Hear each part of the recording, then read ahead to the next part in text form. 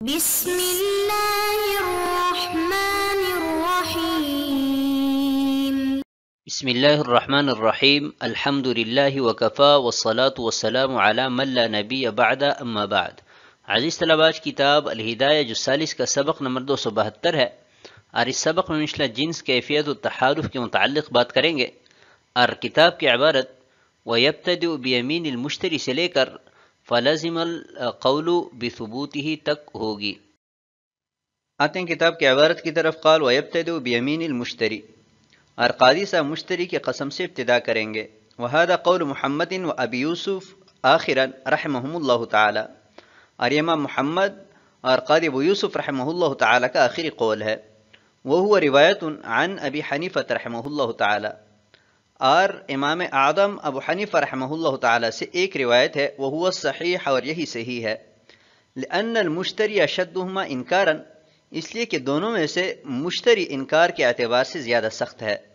لأنه يطالب اولا بالثمن، اس لیے کہ پہلے اس سے ثمن کا مطالبہ کیا جاتا ہے.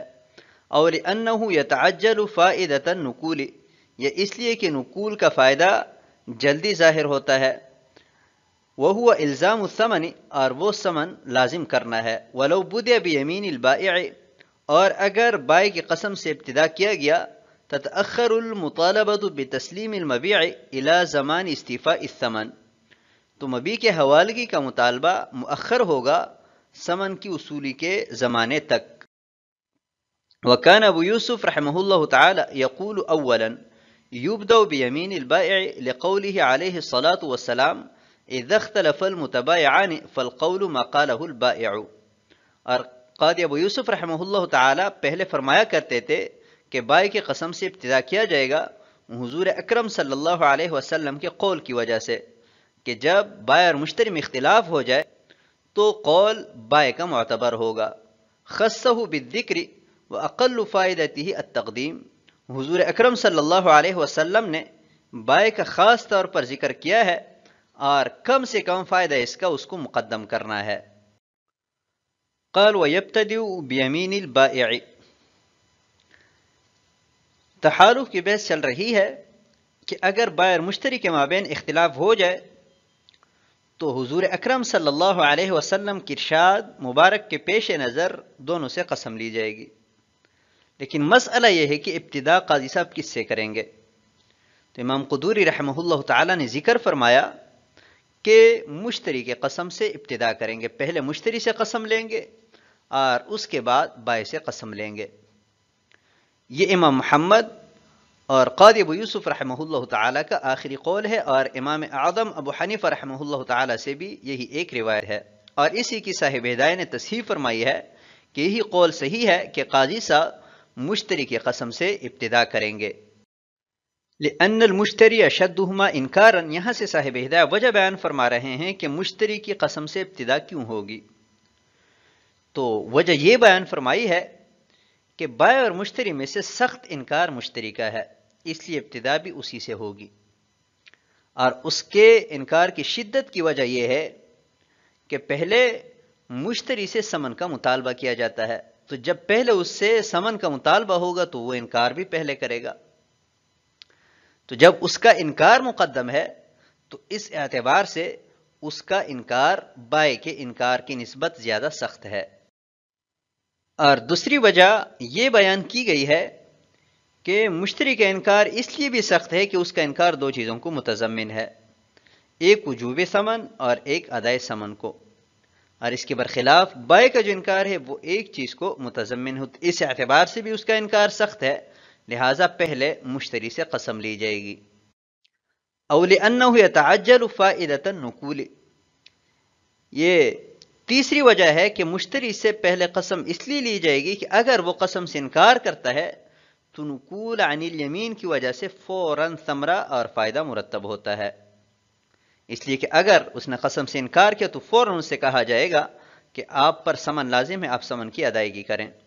اس کے برخلاف اگر بائع سے پہلے قسم لی گئی، وہ قسم سے انکار کریں تو فوراً ثمرہ اور نتیجہ مرتب نہیں ہوتا، بلکہ پہلے مشتری سے کہا جائے گا کہ آپ پہلے ثمن حوالے کریں، اس کے بعد مبیع حوالے کی جائے گی، کیونکہ پہلے بائع کا حق ہے کہ اسے ثمن دیا جائے.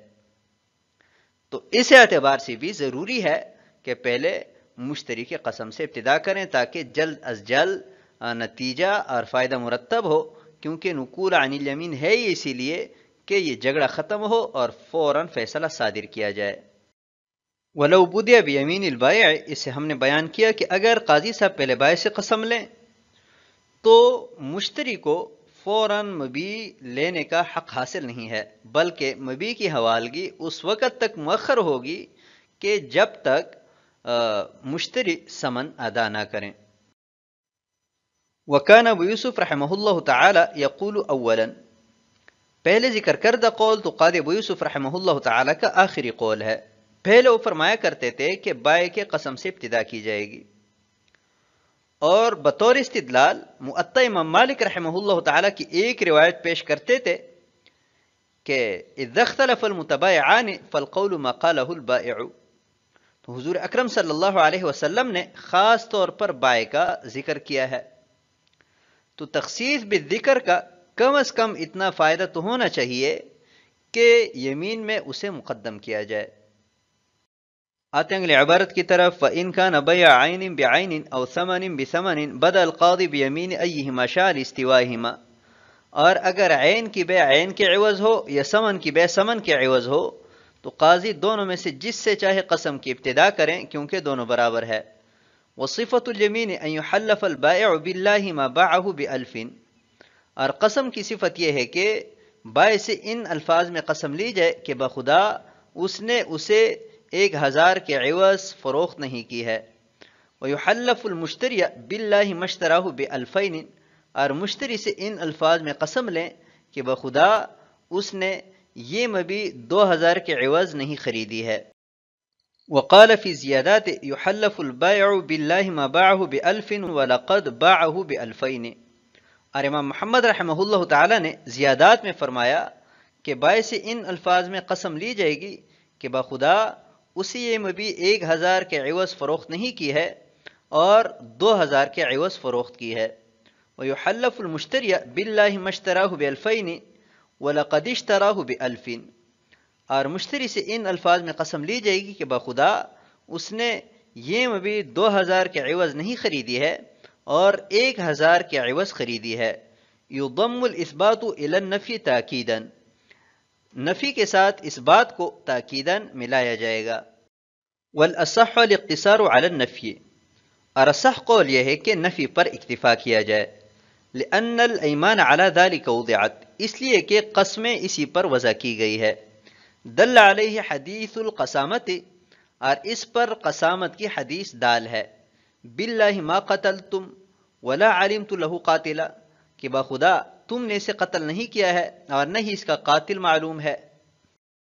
وَإِن كَانَ بَيْعَ عَيْنٍ بِعَيْنٍ، اگر بائع مشتری کا بے مقایضہ میں یا بے صرف میں اختلاف ہو جائے تو دونوں سے قسم لی جائے گی، لیکن قاضی صاحب ابتدا کس سے کریں گے؟ تو صاحب ہدایہ ذکر فرماتے ہیں کہ دونوں میں سے جس سے چاہیں ابتدا کریں، کیونکہ نقول عن الیمین کا فائدہ دونوں کے حق میں یکساں طور پر ظاہر ہوتا ہے جیسا کہ ظاہر ہے۔ وصفۃ الیمین، قسم کی کیفیت کیا ہونی چاہیے، کن الفاظ میں بائع اور مشتری سے قسم لی جائے؟ تو اس میں دو روایات ہے۔ ایک روایت یہ ہے کہ صرف نفی پر قسم لی جائے، یعنی بائع یہ کہیں کہ بخدا میں نے مشتری کو یہ مبیع 1000 کے عوض فروخت نہیں کی ہے، اور مشتری سے ان الفاظ میں قسم لی جائے کہ بخدا بائع سے یہ مبیع میں نے 2000 کے عوض نہیں خریدی ہے۔ دوسری روایت زیادات میں امام محمد رحمہ اللہ تعالی نے ذکر فرمائی ہے کہ بائع اور مشتری سے دونوں سے نفی اور اثبات دونوں پر قسم لی جائے گی، یعنی بائع یہ کہے گا کہ بخدا میں نے 1000 کے عوض فروخت نہیں کی ہے بلکہ 2000 کے عوض فروخت کی ہے، اور مشتری یہ کہے گا کہ بخدا میں نے اس سے 2000 کے عوض نہیں خریدی ہے بلکہ 1000 کے عوض خریدی ہے۔ یضم الاثبات الى النفی تاکیدا، امام محمد رحمہ اللہ تعالی فرماتے ہیں کہ نفی کے ساتھ اس بات کو تاکید کے طور پر ذکر کیا جائے گا۔ مشتراہ بألفین، یہ نفی ہے، وَلَقَدِ اشْتَرَاهُ بِأَلْفٍ، یہ اس بات ہے۔ اسی طرح ما باعہ بألف، یہ نفی ہے، وَلَقَدْ بَاعَهُ بِأَلْفَيْنِ، یہ اس بات ہے۔ والاصح الاقتصار علی النفی، صاحب ہدایہ فرماتے ہیں کہ اصح یہ ہے کہ نفی پر اکتفا کیا جائے، اس لیے کہ قسموں کی وضع ہی نفی پر کی گئی ہے، لہٰذا اپنے اصل پر رکھتے ہوئے قسم لی جائے گی، اور اس پر دلیل حدیث القسامہ ہے، تو ہم فائدے کی غرض سے پوری حدیث ذکر کیے دیتے ہیں۔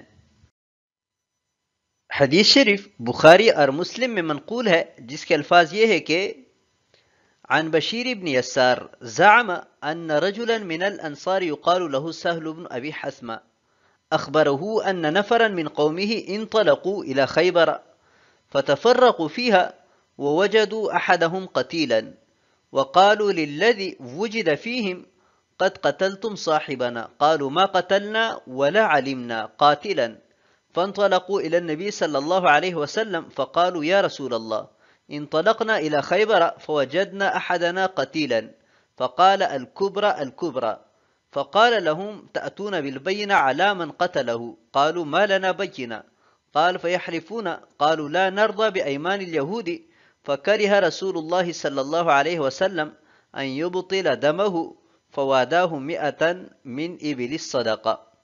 تو اس حدیث میں بھی ما قتلنا ولا علمنا کے الفاظ ہے، جس سے معلوم ہوتا ہے کہ قسم صرف اور صرف نفی پر لی جائے گی، اس بات سے اس کو مؤکد بنانے کی ضرورت نہیں ہے۔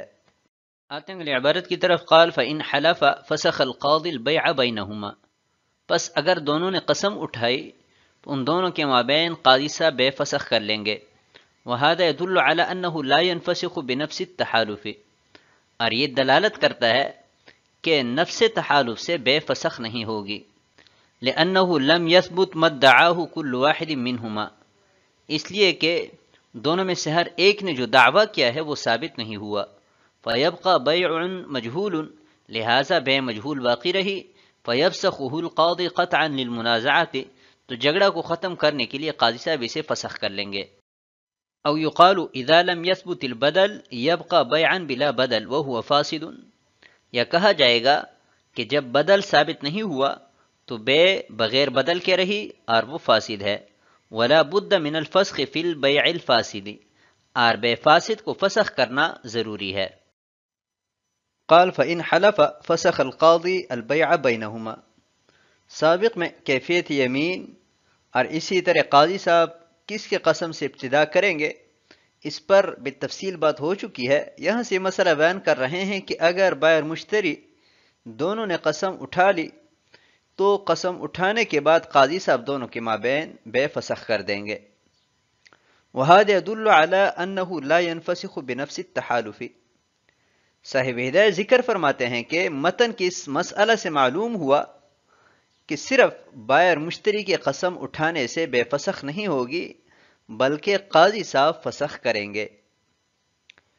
لأنه لم يثبت ما ادعاه كل واحد منهما، اس لیے کہ دونوں نے جو دعویٰ کیا تھا تو کسی کا دعویٰ ثابت نہیں ہوا، تو ابھی بے مجہول ہوئی، یا تو ثمن کی جہالت کی وجہ سے، یا مبیع میں جہالت کی وجہ سے، یا دونوں میں جہالت کی وجہ سے بے مجہول ہوئی، لہٰذا جھگڑے کو ختم کرنے کے لیے قاضی صاحب اس بے مجہول کو ختم کر دیں گے۔